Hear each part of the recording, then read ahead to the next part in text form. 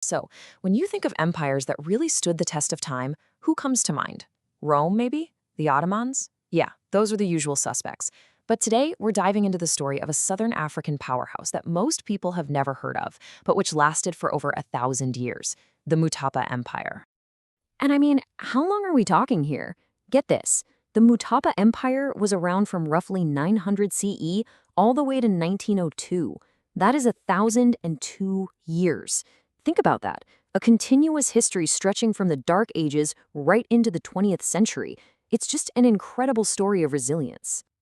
All right, so to get our heads around this epic timeline, we're going to break this down into 4 parts. First, we'll look at its foundations, literally, in stone. Then we'll hit its golden age.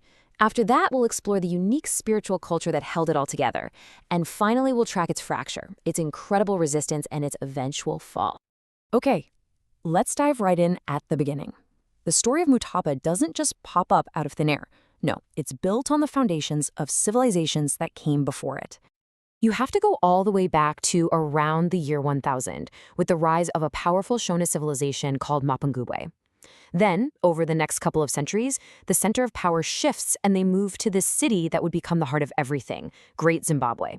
And it's from there, around 1450, that a prince named Nyatsimba Mutoda leads this massive expansion north, and that's really when the Mutapa Empire as we know it is born. Now, that name Zimbabwe, it's really cool. It's not just one single place. It's a Shona term, Zimba Zimbabwe, and it means houses of stone. See, Great Zimbabwe was just the largest and most famous of many of these incredible stone cities, all built without a single drop of mortar. Just a testament to some serious architectural genius. Which, of course, brings up a huge question.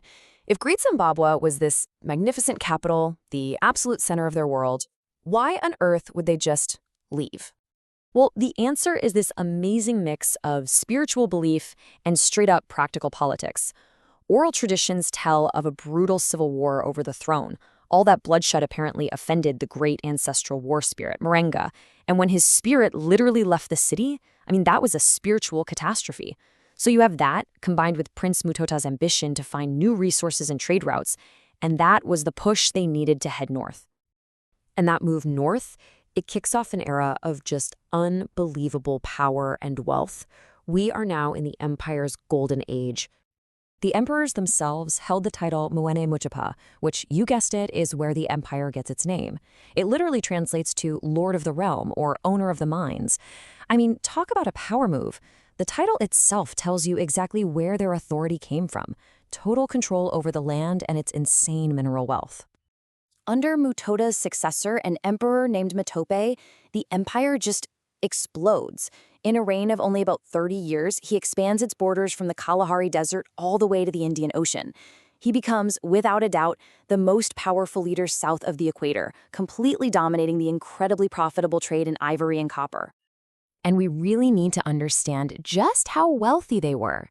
At its absolute peak, the Mutapa Empire was a global economic player. It was exporting a mind-blowing 20% of the entire world's gold. Let that sink in for a second. This wasn't just some regional power. Their wealth was felt across the globe. Okay, but an empire isn't just held together by armies and gold, right?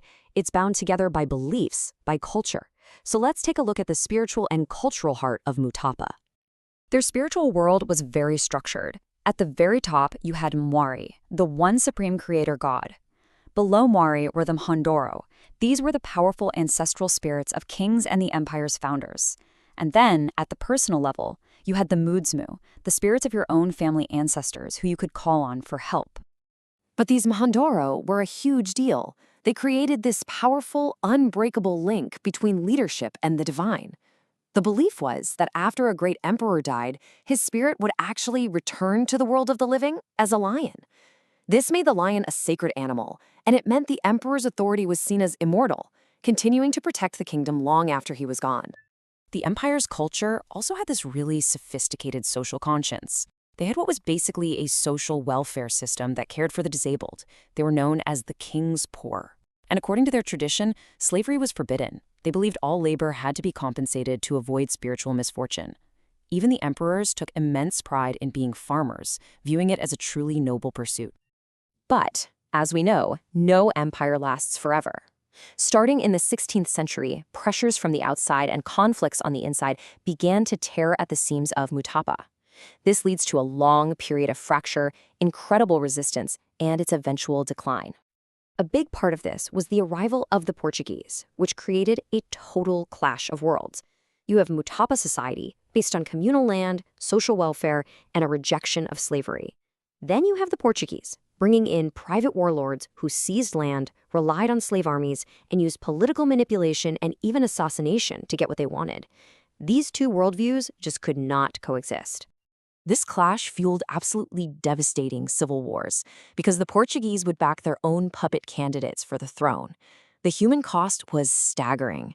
In just one conflict around 1631, the forces of the traditionalist emperor suffered an estimated 35,000 casualties in a battle against his Portuguese-backed rival. I mean, that level of destruction just hollows out an empire from the inside. But the people of the empire did not just accept this. No way. Out of all this chaos, a powerful new force emerged. A nobleman named Chungamire Dombo organized this incredible army known as the Razvi to push back against the foreign influence and restore order. And don't think for a second these were unsophisticated armies. They used advanced tactics, like the Muramoro, a crescent-shaped battle formation designed to completely encircle and crush an enemy force. If that sounds familiar, it should. It's the same legendary cowhorn formation that other southern African armies would make famous centuries later. The Razvi became so effective that they absolutely terrify their enemies. Seriously, European soldiers genuinely believed the Razvi leader had supernatural powers. There's a report from a Portuguese viceroy claiming he had a magic oil that could kill with a single touch.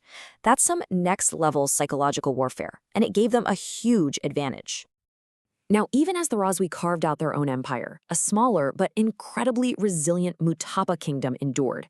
It survived for centuries more, all the way to 1902, and its very last emperor, Chioko Damba Mupete, he went down fighting, leading a fierce resistance against both the Portuguese and the newly arrived British colonial forces.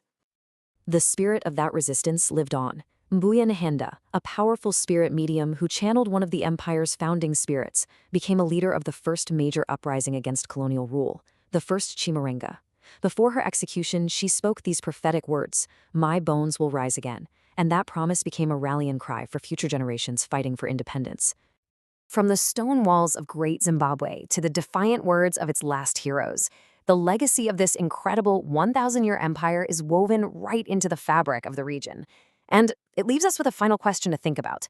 How does a history this deep, this powerful, and this resilient continue to shape a nation's identity today?